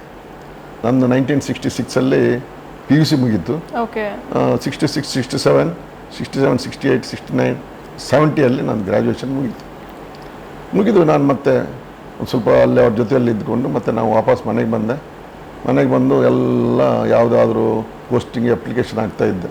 ಅದು KSRTC ಕ್ಲಾರ್ಕ್ ಇರ್ಬೋದು, ಅದು SSLC ಕ್ವಾಲಿಫಿಕೇಶನ್ ಎಕ್ಸಾಮ್ ಎಲ್ಲ ಬರೀತಾ ಎಲ್ಲ SSLC ಎಕ್ಸಾಮು SSLC ಕ್ವಾಲಿಫಿಕೇಶನ್ ಇರುವಂಥದ್ದಾಗಿರ್ಬೋದು. ನಾನು ಗ್ರ್ಯಾಜುಯೇಷನ್ ಆಗಿ ಅಪ್ಲಿಕೇಶನ್ ಆಗ್ತಿದ್ದೆ, ಯಾವುದು ಇಂಟರ್ವ್ಯೂ ಬರ್ತಾ ಇರಲಿಲ್ಲ. ಆವಾಗ ಭಾಸ್ಕರ್ ಶೆಟ್ರು ಅಂಥೇಳಿ, ಕಾಪು ಭಾಸ್ಕರ್ ಶೆಟ್ರು ಅಂತ ಅವರೊಬ್ಬರ ಹತ್ರ ಹೋಗಿದ್ದೆ.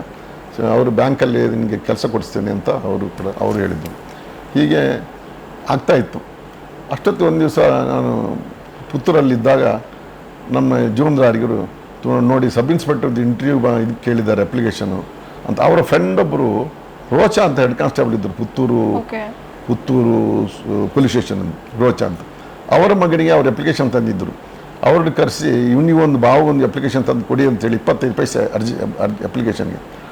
ನನಗೆ ಒಂದು ಅಪ್ಲಿಕೇಶನ್ ಕೊಟ್ಟರು ತಂದು. ನಾನು ಅಪ್ಲೈ ಮಾಡಿದೆ. ನಮ್ಮ ಜೀವನದಾರಿಗರು ನಾನು ಹೇಳಿದೆ, ಸರ್ SSLC ಕ್ವಾಲಿಫಿಕೇಶನ್ ಇದ್ದದ್ದಕ್ಕೆ ಕರೀದಿಲ್ಲ, ಜಾಬ್ ಸಿಗ್ತಾ ಇಲ್ಲ, ಇದು ಸಬ್ ಇನ್ಸ್ಪೆಕ್ಟರ್ ಒಂದು ದೊಡ್ಡ ವಿಷಯ. ಅದು ಕಾನ್ಸ್ಟೇಬಲ್ ನಮ್ಮ ಊರಿಗೆ ಬಂದರೆ ಎಲ್ಲ ಓಡಿ ಹೋಗೋರು ಅಂತ ಪರಿಸ್ಥಿತಿ ಇತ್ತು. ಸಬ್ ಇನ್ಸ್ಪೆಕ್ಟರ್ ಇಲ್ಲಿ ಲೆಕ್ಕ. ಆದರೂ ನಾನು ಅಪ್ಲಿಕೇಶನ್ ಹಾಕಿ ಒಂದು ದಿವಸ ಇಂಟರ್ವ್ಯೂ ಬಂತು. ನಾನು ಬೆಂಗಳೂರು ಬರಬೇಕಾಯ್ತು. 3 ದಿವಸ ಕ್ಯಾಂಪ್ ಮಾಡಬೇಕಾಯ್ತು ಇಲ್ಲಿ. ಬೇರೆ ಒಂದು ದಿವಸ ರಿಟರ್ನ್ ಎಕ್ಸಾಮು, ಒಂದು ದಿವಸ ಫಿಸಿಕಲ್ ಎಕ್ಸಾಮು, ಒಂದು ದಿವಸ ಇಂಟರ್ವ್ಯೂ, ಹಿಂಗೆಲ್ಲ ಇತ್ತು. 3 ದಿವಸ ಇಲ್ಲಿ ಇರಬೇಕಾಯ್ತು. ನಾನು ಬೆಂಗಳೂರಿಗೆ ಬಂದಿದ್ದು ಫಸ್ಟ್ ಟೈಮ್. ಅದು 18 ರೂಪಾಯಿ ಬಲ್ಲಾಲ್ ಬಸ್ಸು ಆವಾಗ ಟಿಕೆಟ್. ಈಗ 1000 ರೂಪಾಯಿ ಆಗಿದೆ, ಮೇಲಾಗಿದೆ. 18 ರೂಪಾಯಿ ಇತ್ತು ಆವಾಗ ಟಿಕೆಟ್.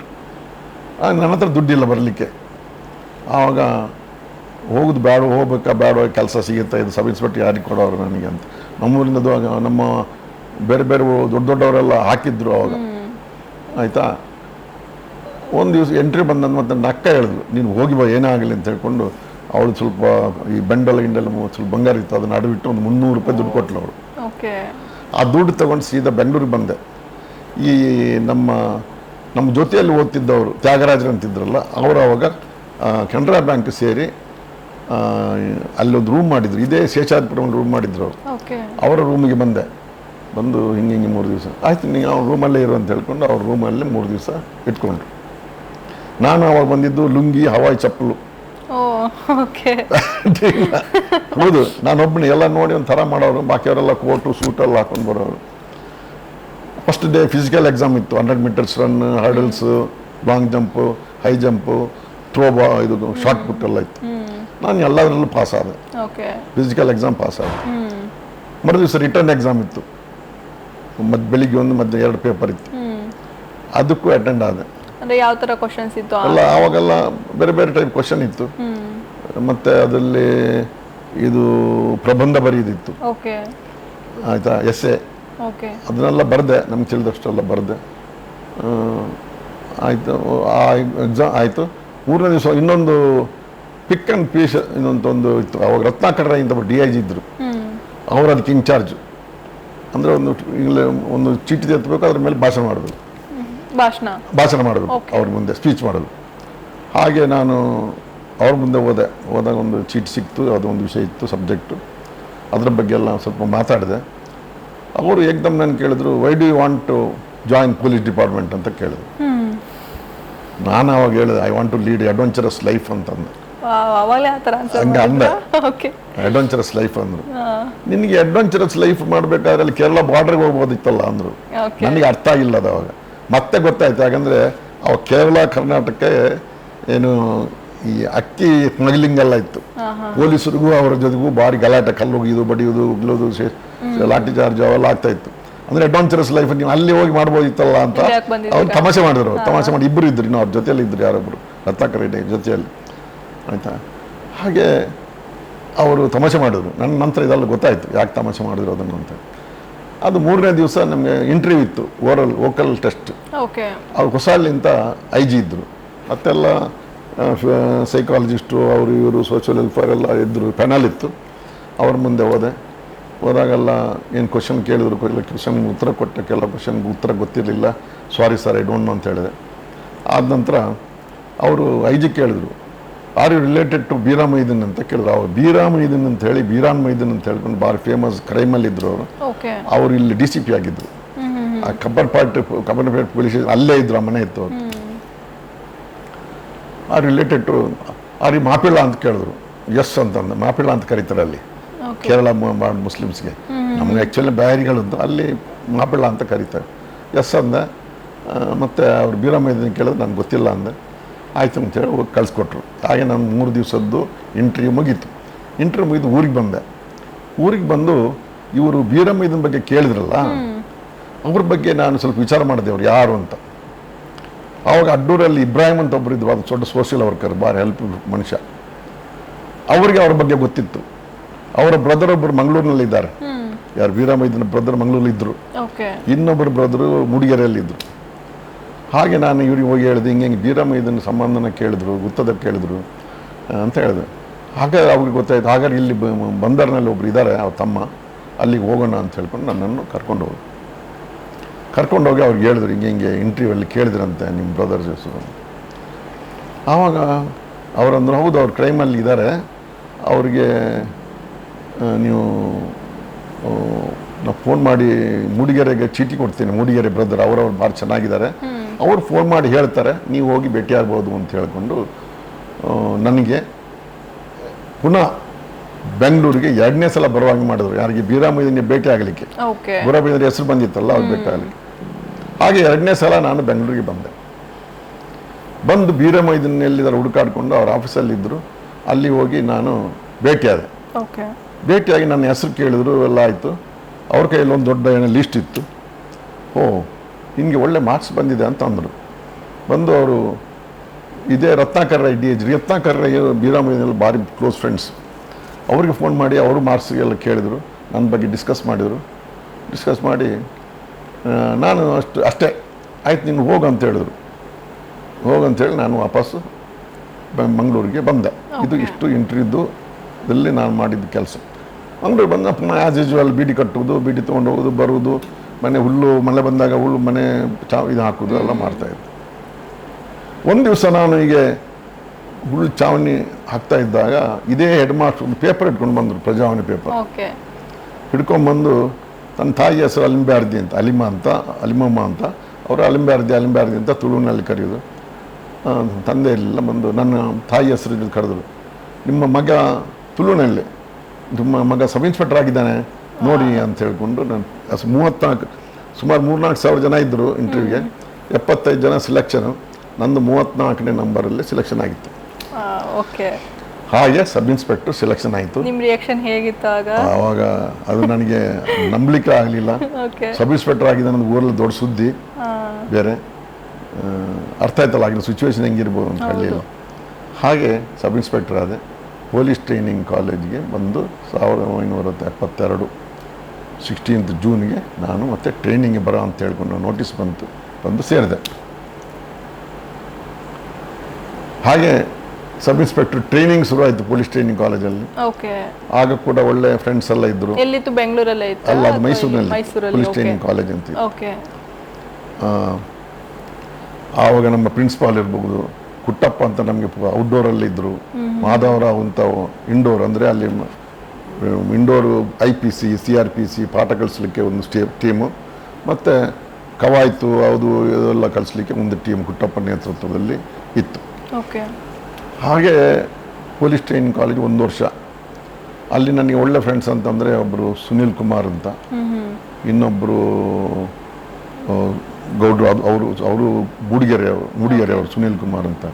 ಸುನೀಲ್ ಕುಮಾರ್ ಅಂದರೆ ಅವರ ಮಗಳನ್ನೇ ನಮ್ಮ ಅಶ್ವತ್ಥನಾರಾಯಣ ಮಿನಿಸ್ಟರ್ ಇದ್ದಾರಲ್ಲ, ಅವರು ಆ ಸುನೀಲ್ ಕುಮಾರ್ ಅಳಿಯ ಅವರು. ಆ ಫ್ಯಾಮಿಲಿ ನನಗೆ ಭಾರಿ ಹತ್ತಿರ.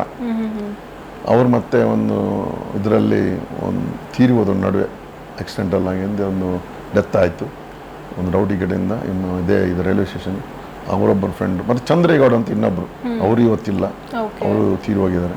ಹೀಗೆ ಭಾಳ ಜನ ಫ್ರೆಂಡ್ಸ್ ಇದ್ದರು ನಾವೆಲ್ಲ. ಆವಾಗ ಒಮ್ಮೊಮ್ಮೆ ನಾವು ಕಳ್ತನ ಮಾಡಿ ರಾತ್ರಿ ಗುಡ್ಡ ಇದು ಈ ಗೋಡೆ ಹಾರಿ ಹೊರಗಡೆ ಹೋಗ್ತಾ ಇದ್ದು. ಹೊರಗಡೆ ಹೋಗ್ಲಿಕ್ಕೆ ಇವರೇ ಪ್ರಚೋದನೆ ಮಾಡೋರು, ಸುನಿಲ್ ಕುಮಾರ್ ಮತ್ತೆ ನಮಗೆ ಚಂದ್ರೇಗೌಡರು, ಅವ್ರ ಜೊತೆಲಿ ಹೋಗ್ತಾ ಇದ್ದೆ. ಟ್ರೈನಿಂಗ್ ಅಲ್ಲಿ ಏನೇನು ಮಾಡಿಸ್ತಾ ಇದ್ದಾರೆ, ಏನೇನು ಆಕ್ಟಿವಿಟೀಸ್ ಇರ್ತಾ ಇತ್ತು ಟ್ರೈನಿಂಗ್ ಅಲ್ಲಿ? ಟ್ರೈನಿಂಗ್ ಅಲ್ಲಿ ಈ ಸಾಧಾರಣ ಆರ್ಮಿ ಟ್ರೈನಿಂಗ್ ಎಲ್ಲ ನೋಡಿರ್ಬೋದಲ್ಲ, ಗುಡ್ಡ ಜಿಗಿಯುವುದು, ಇದುದು, ಮೇಲೆ ಗೋಡೆ ಹತ್ತುವುದು, ಮತ್ತೆ ಪೊಲೀಸ್ ಪೆರೇಡ್, ಮತ್ತೆ ರೈಫಲ್ ಪೆರೇಡ್, ಲಾಠಿ ಪೆರೇಡ್, ಇಂಥದ್ದು ಬೇರೆ ಬೇರೆ ಆಕ್ಟಿವಿಟೀಸ್ ಎಲ್ಲ ಇತ್ತು. ಎಲ್ಲ ಕಷ್ಟ ಆಗ್ತಿರ್ಲಿಲ್ವಾ ನಿಮ್ಗೆ? ಕಷ್ಟ ಸ್ವಲ್ಪ ಕಷ್ಟನೇ ಅದು, ಟ್ರೈನಿಂಗ್ ಎಲ್ಲ ಕಷ್ಟನೇ. ಸ್ವಲ್ಪ ಹೆಚ್ಚು ಮಾಡಿದ್ರೆ ನಮ್ಮ ಕುಟ್ಟಪ್ಪ ಸ್ಕ್ರಾಲಿಂಗ್ ಮಾಡಿಸೋಣ ಇದರಲ್ಲಿ ಮೈದಾನದಲ್ಲಿ ಹಿಂಗೆ ನಾವು ಸ್ಕ್ರಾಲಿಂಗ್ ಮಾಡಬೇಕಾಯ್ತು. ಇಂಥದ್ದೆಲ್ಲ ಶಿಕ್ಷೆ ಇತ್ತು.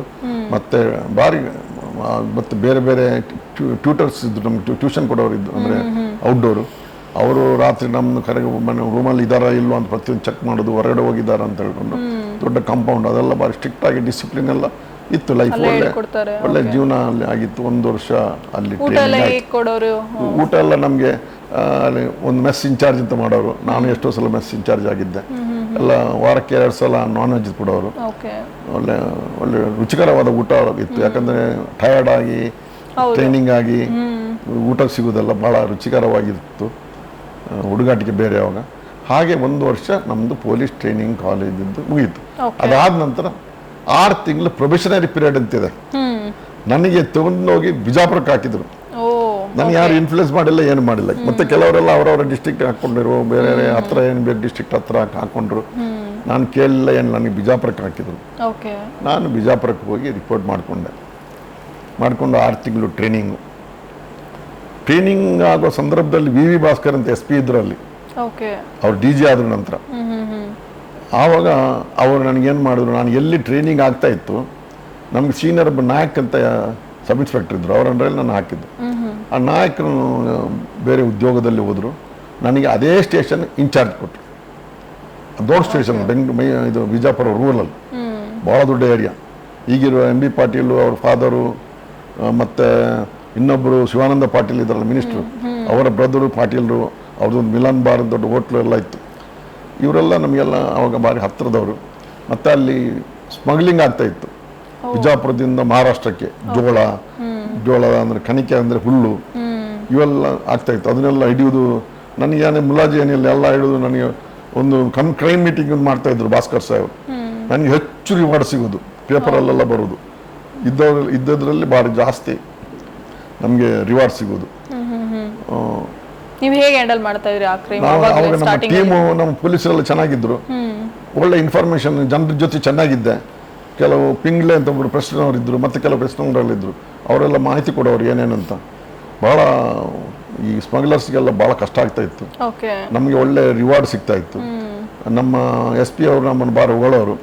ಆವಾಗ ಬಾಕಿ ಅಲ್ಲಿ ಅವರು ನೇಟಿವ್ನವರೆಲ್ಲ ಅಲ್ಲಿ ಇರ್ತಿದ್ರಲ್ಲ, ಇವನೇನೋ ಮಂಗಳೂರಿಂದ ಬಂದು ಇವನೇಂತ ಇದು ಮಾಡೋದು ಅಂತೇಳಿ, ಇಷ್ಟು ರಿವಾರ್ಡ್ ತಗೊಳ್ಳೋದು, ಕೆಲಸ ಮಾಡೋದು ಅಂತ ಹೇಳಿ ಒಂಥರ ಹೊಟ್ಟೆಗಿಚ್ಚು ಒಳಗಿಂದೊಳಗೆ ಇತ್ತು ಇದೆಲ್ಲ ಇರೋದೆ. ಹಾಗೆ ಬಿಜಾಪುರದಲ್ಲಿ ನಾನು 1975 ತನಕ ಅಲ್ಲಿ ಹೌದು, ದೊಡ್ಡ ಏರಿಯಾ ಇತ್ತು ಅವಾಗ. ಈಗ ಒಂದು 3-4 ಪೊಲೀಸ್ ಸ್ಟೇಷನ್ ಆಗಿದೆ, ಒಂದು ಪೊಲೀಸ್ ಸ್ಟೇಷನ್. ಅಲ್ಲಿಂದ ನನಗೆ ಅವಾಗ ಏನಾಯಿತು ಅಂದರೆ, ಕೆರೂರು ಅಂತ ಪೊಲೀಸ್ ಸ್ಟೇಷನ್, ಅದು ಹುಬ್ಳಿ ವಿಜಯಪುರ ರೋಡಲ್ಲಿದೆ. ಕೆರೂರು ಮೇನ್ ರೋಡಲ್ಲಿ. ಅಲ್ಲಿ ಒಬ್ಬನು ಒಂದು ಲಾಕ್ ಅಪ್ ಡೆತ್ ಆಯಿತು. ಆವಾಗ ಒಂದು ಕುಲಕರ್ಣಿ ಅಂತ ಇನ್ಸ್ಪೆಕ್ಟ್ರು, ಮಿತ್ರ ಅಂತ ಹೇಳಿ ಒಬ್ಬರು ಸಬ್ ಇನ್ಸ್ಪೆಕ್ಟ್ರು, ಮತ್ತೊಂದು 7-8 ಜನರು ಸಸ್ಪೆಂಡ್ ಆಯಿತು. ಭಾರಿ ಗಲಾಟೆ ಆಗ್ತಾ ಇತ್ತು. ನನಗೆ ತೆಗೆದು ಅಲ್ಲಿ ಹಾಕಿಬಿಟ್ರು. ಬಿಜಾಪುರದಿಂದ ಕೆರೂರಿಗೆ ಪೋಸ್ಟಿಂಗ್ ಮಾಡಿದ್ರು. ಅಲ್ಲಿ 3-3.25 ವರ್ಷ ಇದ್ದೆ. ಅಲ್ಲಿ ಆಟಿ ದೇಸಾಯಿ ಅಂತ MLA ಇದ್ದರು ಅವಾಗ. ಮತ್ತೊಂದು ಕೈನ್ಕಟ್ಟಿ ಪಾಟೀಲ್, VH ಪಾಟೀಲ್ ಅಂತ MLC ಇದ್ದರು. ಅವರಿಗೆಲ್ಲ ನನ್ನ ಮೇಲೆ ಭಾರಿ ಪ್ರೀತಿ, ಕೆಲಸ ನೋಡಿಕೊಂಡು. ನನಗೆ ಅಲ್ಲಿ ಒಂದು 2 ವರ್ಷ ಆಗುವಾಗ ಟ್ರಾನ್ಸ್ಫರ್ ಮಾಡಿದ್ರು. ಸುಭಾಷ್ ಚಂದ್ರ ಅಂತ SP ಇದ್ದರು ಅವರು ನನಗೆ ಟ್ರಾನ್ಸ್ಫರ್ ಮಾಡಿದರು. ಅಲ್ಲಿಂದ ತೆಗೆದು ಗೋಲ್ ಗುಂಬಜ್ ಅಂತ ಸಿಟಿಗೆ ಹಾಕಿದ್ರು. ಆ್ಯಕ್ಚುಲಿ ರೂರಲ್ಲಿಂದ ಹಳ್ಳಿಯಿಂದ ತೆಗೆದು ಅಲ್ಲಿ ಸಿಟಿಗೆ ಹಾಕಿದ್ರು. ನಾನು ಸಿಟಿಗೆ ಹಾಕಿದಾಗ ಇವರೆಲ್ಲ ಹೋಗಿ ಆಟಿ ದೇಸಾಯಿ ಇಲ್ಲ, ಅವನನ್ನು ಅಲ್ಲೇ ಸ್ವಲ್ಪ 1 ವರ್ಷ ಕಂಟಿನ್ಯೂ ಮಾಡಿ ಅಂತ ಹೇಳ್ಕೊಂಡು ಕೇಳ್ಕೊಂಡ್ರು. ಒಂಥರ ಇನ್ಸಲ್ಟ್ ಆಗಿರುವಂಗೆ ಮಾತಾಡಿರುವಂಥ ಸುದ್ದಿ ಅವರಿಗೆ ಸಮಾಧಾನ ಆಗಲಿಲ್ಲ. ಟ್ರಾನ್ಸ್ಫರ್ ಅವನಿಗೆ ಮಾಡಿದ್ದಾನೆ, ನಾನು ಬರಬೇಕು, ರಿಪೋರ್ಟ್ ಮಾಡಬೇಕು ಅಂತಂದರು. ನಾನೇ as usual transfer order accept ಮಾಡಿಕೊಂಡು ಇಲ್ಲಿಂದ ಇದು ಕೊಟ್ಟು ರಿಪೋರ್ಟ್ ಅಲ್ಲಿ ಹೋಗಿ ರಿಪೋರ್ಟ್ ಮಾಡಿದೆ. ಅವ್ರು ಬಿಡಲಿಲ್ಲ ಅಷ್ಟಕ್ಕೆ. ಇದಕ್ಕೆ ನಮ್ಮದು DIG ಹೆಡ್ ಕ್ವಾರ್ಟರ್ ಬೆಳಗಾಂ ಇತ್ತು ಅವಾಗ. ಅವಾಗ ಚಂದ್ರಶೇಖರ್ ಅಂತ DIG ಇದ್ರು ಅಗ್ನಿಶ್ ಅವರು. ಹತ್ರ ಹೋಗಿ ಕೇಳಿದರು, ಹಿಂಗೆ ಇದು ಟ್ರಾನ್ಸ್ಫರು ಕ್ಯಾನ್ಸಲ್ ಮಾಡಬೇಕು ಹುಡುಗ ಅಂದು, ನಮ್ಗೆ ಒಳ್ಳೆ ಕೆಲಸ ಮಾಡ್ತಾನೆ ಅಲ್ಲಿ ಹಂಗೆ ಅಂತ ಕೇಳಿದಾಗ ಅವರು ಇಮಿಡಿಯೇಟ್ SP ಗೆ ಫೋನ್ ಮಾಡಿದ್ರು. ಇಲ್ಲ ಅವನು ಮಾಡೋಕ್ಕಾಗೋದಿಲ್ಲ ಅಂತ. ಅವ್ರು ಸ್ವಲ್ಪ ಅದು ಆಗೋದಿಲ್ಲ ಕೆಲಸ ಅಂತ ಹೇಳಿ ಇವರು ಹೇಳಿದರು. ಅಲ್ಲಿಂದ ಅದು ಬೇಜಾರಾಗಿ ಅವ್ರೇನು ಮಾಡಿದ್ರು, ಸೀದಾ ಅವಾಗ ಅರಸು CM ಇದ್ದರು, ದೇವರಾಜ ಅರಸು ಅವರು, ಶ್ರೀ ದೇವರಾಜ ಅರಸು ಅವರು CM ಆಗಿದ್ದರು. ಅವ್ರ ಹತ್ರ ಬಂದುಬಿಟ್ರು. ಅವರೆಲ್ಲ ಒಳ್ಳೆದಿದ್ರು, ಭಾಳ ಚೆನ್ನಾಗಿದ್ದು. ಬಂದು ಹಿಂಗೆ ನಾವು ಕೇಳಿದ ಭಾವ ಅಂತ ಇದ್ದು, GA ಭಾವ ಅಂತಿದ್ದಾರೆ, ಅವನಿಗೆ ನಮ್ಮ ಊರಲ್ಲಿ ಒಳ್ಳೆ ಕೆಲಸ ಮಾಡ್ತಾ ಇದ್ದ, ಅವನಿಗೆ ಸಿಟಿ ಅಲ್ಲಿಂದ ಗುಗುಲುಂಬಾಸ್ ಸಿಟಿಗೆ ಫೋನ್ ಮಾಡಿ ಇದು ಟ್ರಾನ್ಸ್ಫರ್ ಮಾಡಿದ್ದಾರೆ ಹಾಗೆ ಅಂತ ಹೇಳಿದ್ರು. ಅವರು ದೇವರಾಜ ಅರಸು ಏನು ಮಾಡಿದ್ರು, ಒಂದು DG ಕರೆಸಿ ಹೇಳಿದ್ರು. DG ಒಂದು ಮೆಸೇಜ್ ಕಳಿಸ್ಕೊಟ್ರು, the transfer order of GA ಭಾವ ಈಸ್ ಕೆಪ್ಟ್ ಇನ್ ಅಬ್ಯಾನ್ಸ್ ಅಂದ. ಆ ಟ್ರಾನ್ಸ್ಫರ್ ಆರ್ಡರ್ ಅಬ್ಯಾನ್ಸಲ್ಲಿ ಇಡಿ ಅಂತ ಹೇಳ್ಕೊಂಡು ಆರ್ಡರ್ ಕೊಟ್ಟರು. ಆವಾಗ ಇವರೇನು ಮಾಡಿದ್ರು, SP ಅವನು he has already handed over the charge and taken charge ಅಂತ ಹೇಳ್ಕೊಂಡು ವಾಪಸ್, ಇನ್ನೇನು ಮಾಡೋಕ್ಕಾಗಲ್ಲ, ಅಬ್ಯಾನ್ಸಿಂದ ಪ್ರಶ್ನೆನೇ ಇಲ್ಲ ಅಲ್ಲಿ ಅಂತ ವಾಪಸ್ ಕೊಟ್ಟರು. ಅದಕ್ಕೆ ಉತ್ತರ ಸಾಯಂಕಾಲ ಬೆಳಿಗ್ಗೆ ಕೊಟ್ಟು ಸಾಯಂಕಾಲ ಉತ್ತರ ಬಂತು, ರೀಟ್ರಾನ್ಸ್ಫರ್ ಟು ಕೆರೂರು ಅಂತ ಬಂತು. ಈಗ ನಂಗೆಲ್ಲ ಅದು ಆವಾಗ ದುಡ್ಡು ಕಾಸು ಇಡೋದಿಲ್ಲ, ಅವ್ರು ಪ್ರಿಸ್ಟೇಜ್ ಅಂತ ತಗೊಂಡ್ರು. ಈಗ ಭಾರಿ ಕಷ್ಟ ಆದಂತ ಮಾಡಲಿಕ್ಕೆ. ರೀಟ್ರಾನ್ಸ್ಫರ್ ಟು ಕೆರೂರು ಅಂತ ಮಾಡಿದ್ರು. ಹಾಗೆ ನಾನು ಪುನಃ ಹೋಗಿ ಕೆರೂರಿಗೆ ಟ್ರಾನ್ಸ್ಫರ್ ಇದು ಚಾರ್ಜ್ ತೊಗೊಂಡೆ. ಒಟ್ಟು ಟೋಟಲ್ 3-3.5 ವರ್ಷ ಅಲ್ಲಿ ಕೆಲಸ ಮಾಡಿದ್ರು. ಹಾಗೆ ಕೆರೂರು ಪೊಲೀಸ್ ಸ್ಟೇಷನ್ದಲ್ಲಿ ನಮ್ಮದು ಜೀವನ ಆಯಿತು. ಅಲ್ಲಿಂದ ಟ್ರಾನ್ಸ್ಫರ್ ಆಗಿ ನಾವು ಕುಂದಾಪುರಕ್ಕೆ ಬಂದವು. ಕುಂದಾಪುರ ಕೆಲಸ ಮಾಡಿದ್ವು, ಒಳ್ಳೆಲ್ಲ ಕೆಲಸ ಅಲ್ಲೆಲ್ಲ ಮಾಡಿದ್ವು. ಅಲ್ಲಿಂದ ಪಾಂಡೇಶ್ವರಕ್ಕೆ ಬಂದು ಮಂಗಳೂರಿಗೆ. ಅಲ್ಲಿಂದ ಪ್ರಮೋಷನ್ ಆಯಿತು 83 ವಿರಾಜಪೇಟೆಗೆ ಟ್ರಾನ್ಸ್ಫರ್ ಆಯಿತು. ವಿರಾಜಪೇಟೆಗೆ ನಾನು ಸರ್ಕಲ್ ಇನ್ಸ್ಪೆಕ್ಟರ್ ಆಗಿ ಹೋದೆ 83. ಅನಂತರ 86 ಅಲ್ಲಿಂದ ಚಿಕ್ಕಮಗಳೂರಿಗೆ ಬಂದೆ. ಅಲ್ಲಿಂದ 86 90 ತನಕ ಚಿಕ್ಕಮಗಳೂರಲ್ಲಿದ್ದೆ. ಅಲ್ಲಿ ತುಂಬ ಇಲೆಕ್ಷನ್ ಅಲ್ಲಿ ಪತ್ತೆ ಕಾರ್ಯಗಳು ಭಾಳ ಬೇಕಾದಷ್ಟು ಪತ್ತೆ ಕಾರ್ಯಗಳು ಊರಲ್ಲಿ ಆದವು. ಅಲ್ಲಿಂದ ಚಿಕ್ಕಮಗಳೂರಿಂದ COD ಬಂದೆ. CODಯಿಂದ ಚಿಕ್ಕಪೇಟೆ, ಉಪ್ಪರಪೇಟೆ, ACP ಚಿಕ್ಕಪೇಟೆ, ಹಾಗೆ CCB, ಮತ್ತು ಪ್ರಮೋಷನ್ ಆಯಿತು DCP ಆಗಿ. ನಂತರ SP ಆಗಿ ದಾವಣಗೆರೆಯಲ್ಲಿ 1 ವರ್ಷ TCRಯಲ್ಲಿದ್ದೆ. ಮತ್ತು ಇಲ್ಲಿ DCP ಆಗಿ ಲಾಸ್ಟಿಗೆ ನಾನು ಬ್ಯಾಂಗ್ಳೂರಲ್ಲಿ ಟ್ರಾಫಿಕ್ DCP ಆಗಿ 2007 ನಾನು ರಿಟೈರ್ಡ್ ಆದೆ. ಇಷ್ಟು ನಮ್ಮ ಈ ಒಂದು ಲೈಫ್ ಕರಿಯರಲ್ಲಿ ನಿಮ್ದು ಯಾವುದು ಫಸ್ಟು ಕೇಸ್ ಅಟೆಂಡ್ ಮಾಡಿದ್ದು? ಸ್ಮಗ್ಲಿಂಗ್ದೇನಾ ಅಥವಾ? ಕೇಸಸ್ಸು ಭಾಳ ಮಾಡಿದ್ದೇವೆ. ನೆನಪು ಮಾಡಬೇಕಾದ್ರೆ ಒಳ್ಳೊಳ್ಳೆ ಕೆಲಸಗಳು ನಾವು ಮಾಡಿದ್ದೇವೆ. ಹೇಳೋದಾದ್ರೆ ಲೈಕ್ ನಮಗೆ ನೆನಪು ಬರಲ್ಲ, ಅಷ್ಟು ಕೇಸಸ್ ಮಾಡಿದ್ದೇವೆ ನಾವು. ಮತ್ತು ನನಗೆ ಈ ಒಂದು ಸರ್ವಿಸಲ್ಲಿ ನಾನು ಮಾಡಿದ ಕೆಲಸಕ್ಕೆ 3 ಮುಖ್ಯಮಂತ್ರಿ ಮೆಡಲ್ ಸಿಕ್ತು, ಗೋಲ್ಡ್ ಮೆಡಲ್. ಅದು 5 ವರ್ಷ ಗ್ಯಾಪ್ಗೊಮ್ಮೆ ಕೊಡಬೇಕು ಅಂತಿದ್ದು, ಎಲ್ಲರೂ ಇನ್ನೂ ಜಾಸ್ತಿ ಬರ್ತಾ ಇತ್ತು. ಆ ಗ್ಯಾಪ್ ಇದ್ದ ಕಾರಣ ಕೊಡಬಾರ್ದು ಅಂತ ಇದ್ದ ಕಾರಣ ಬರೀ 3 ನಿಂತು. ಮತ್ತು 3 ಪ್ರೆಸಿಡೆಂಟ್ ಮೆಡಲ್ ಸಿಕ್ತು. 3 ಪ್ರೆಸಿಡೆಂಟ್ ಮೆಡಲ್. ಅದ್ರಲ್ಲಿ ಗ್ಯಾಲೆಂಟರಿ ಮೆಡಲ್ ಅಂತಂದರೆ ಭಾರಿ ನಮ್ಮ ಪೊಲೀಸ್ ಇಲಾಖೆಯಲ್ಲಿ ದೊಡ್ಡ ಮೆಡಲ್ ಅದು. ಅದರಿಂದಾಗಿ ಅದೊಂದು ಮೆಡಲ್ ಸಿಕ್ತು. 3 ಪ್ರೆಸಿಡೆಂಟ್ ಮೆಡಲು, 3 CM ಮೆಡಲ್ ಸಿಕ್ತು. ಸುಮಾರು 850 ರಿವಾರ್ಡ್ ಸಿಕ್ತು. ಯಾರಿಗೂ ಇಷ್ಟವರೆಗೆ ಸಿಕ್ಕಿಲ್ಲ. ಅದು ಸುಲಭ ಇಲ್ಲ ರೆಕಾರ್ಡು ಇದು ಮಾಡೋಕ್ಕೆ. ಹಾಗೆ 850 ರಿವಾರ್ಡ್, ಈ ಮೆಡಲ್ಗಳು, ಗ್ಯಾಲೆಂಟರಿ ಮೆಡಲ್. ಅದರಿಂದಾಗಿ ನಮಗೆ ಈಗ ರೈಲ್ವೆ ಒಂದು ಫ್ರೀ ಪಾಸ್ ಇದೆ. ಏರ್ ಇಂಡಿಯಾದಲ್ಲಿ 75% ಕನ್ಸೆಷನ್, ಹಿಂಗೆಲ್ಲ ಅನುಕೂಲತೆಗಳು ಕೂಡ ಇದೆ. ನನಗೆ ನಂತರ ಒಂದು BDS ಸೈಟ್ ಕೂಡ ಸಿಕ್ತು ಅದರಿಂದಾಗಿ, ನಮ್ಮ ಮೆಡಲ್ಗಳಿಂದಾಗಿ. ಇಷ್ಟು ಒಳ್ಳೆಯದು ಇಲಾಖೆಯಿಂದಾಗಿದೆ. ನಿಜವಾಗಿ ನಮ್ಮ ಇಲಾಖೆ ಭಾಳ ಪವಿತ್ರವಾದ ಇಲಾಖೆ. ಜನರಿಗೆ ಹೆಲ್ಪ್ ಮಾಡೋಕ್ಕೆ, ಬಡಬಗ್ಗರಿಗೆ ಹೆಲ್ಪ್ ಮಾಡೋಕ್ಕೆ, ಬಡಬಗ್ಗರ ಧೈರ್ಯ, ಸ್ಥೈರ್ಯ, ಪ್ರಾಣ ಮಾನ ಉಳಿಸ್ಲಿಕ್ಕೆ ಇದೊಂದು ಒಳ್ಳೆ ಇಲಾಖೆ ನನ್ನ ಲೆಕ್ಕದಲ್ಲಿ. ಹಾಗೆ ಹೇಗೆ ಬೇಕಾದ್ರೂ ಸಹಾಯ ಮಾಡ್ಬೋದು. ಬರೀ ಪೊಲೀಸ್ ಕೆಲಸ ಮಾತ್ರ ಅಲ್ಲ, ಬಾಕಿ ಏನು ಕಷ್ಟದಲ್ಲಿ ಕೂಡ ಕೆಲಸ ಮಾಡ್ಬೋದು. ಯಾರೇ IAS ಆಫೀಸರ್ ಇರ್ಬೋದು, ಯಾರೇ IPS ಆಫೀಸರ್ ಇರ್ಬೋದು, ಯಾವುದು ಗೌರ್ಮೆಂಟ್ ಇದಿರ್ಬೋದು, ಹೋಗಿ ಇಂಥವ್ರಿಗೆ ಕಷ್ಟ ಇದೆ ಮಾಡಿ ಸರ್ ಅಂತ ಹೇಳಿದರೆ, ನಮಗೆ ಸಬ್ ಇನ್ಸ್ಪೆಕ್ಟರ್ ಆಗಿ ಹೋಗಿ ಇನ್ಸ್ಪೆಕ್ಟರ್ ಆಗಿ ಹೋಗುವಾಗ, ನಮ್ಗೆ ACP ಆಗಿ ಹೋಗುವಾಗ ಎಲ್ಲರೂ ಹೆಲ್ಪ್ ಮಾಡ್ತಿದ್ದರು. ಸರ್ಕಾರದಲ್ಲಿ ಕೂಡ ನಾನು ಬಂದಿದ್ದೇನೆ ಅಂತ ಅಂದರೆ ನನ್ನ ಮೇಲೆ ಅಷ್ಟು ಎಲ್ಲರಿಗೂ ಗೊತ್ತಿತ್ತು. ನಮ್ಮ ಕೆಲಸದ ಬಗ್ಗೆನೂ ಕೂಡ ಗೊತ್ತಿತ್ತು ಎಲ್ಲರಿಗೂ. ನನಗೆ ಭಾಳ ಚಿರಪರಿಚಿತನಾಗಿದ್ದೆ. ಪೇಪರಲ್ಲೂ ಕೂಡ ಭಾಳ ಬರ್ತಾಯಿತ್ತು, TVಯಲ್ಲಿ. ಆ TV ಒಂದೆರಡು ಈ TV ಅಂತ ಒಂದು, ಉದಯ TV ಅಂತ 2 ಅಷ್ಟೇ ಇದ್ದಿದ್ದು. ಇಷ್ಟೆಲ್ಲ TVಗಳಲ್ಲೂ ಇರಲಿಲ್ಲ. ಇದ್ದ TVಯಲ್ಲಿ ನಮ್ಮ ನ್ಯೂಸ್ ಯಾವಾಗಲೂ ಇರ್ತಾಯಿತ್ತು.